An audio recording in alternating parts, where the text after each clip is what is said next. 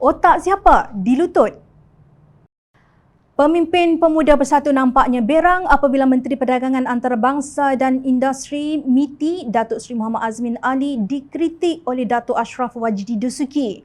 Lantas, Ketua Pergerakan Pemuda UMNO itu disindir oleh Esko Armada Saiful Bahari sebagai memperlihatkan kerendahan akal seolah-olah otaknya dilutut. Begini bunyi ayat Ashraf yang diberi gelaran otak dilutut itu.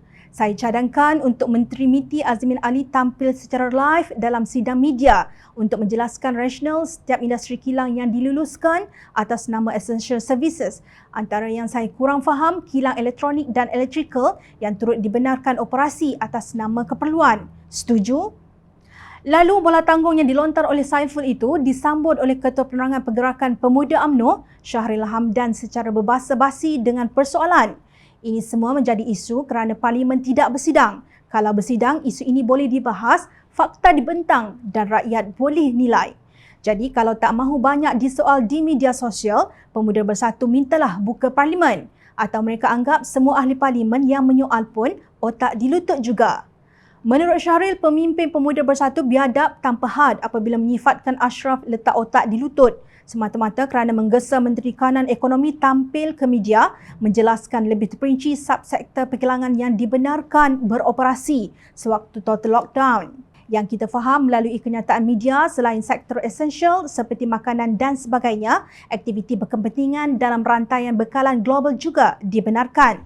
Tapi tentulah kita berminat tahu perinciannya. Contoh, apa aktiviti yang diklasifikasi sebagai berkepentingan dengan rantaian bekalan global.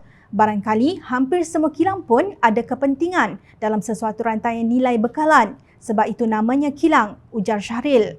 Beliau berpendapat meminta Menteri Ekonomi muncul di kaca TV adalah wajar kerana terlalu banyak persoalan dan prosedur operasi standard SOP berkaitan sektor dan industri yang selama ini tidak dijelaskan oleh pemimpin yang diamanahkan. Sampai bila nak taichi semua benda yang rumit ke Menteri Keselamatan, bidasnya. Beliau berkata kekhawatiran berkenaan kluster kilang adalah benar dan disokong oleh data. Jadi kalau ada pihak memberi fokus atau mempertikai kelonggaran kepada operasi kilang, itu adalah wajar, katanya.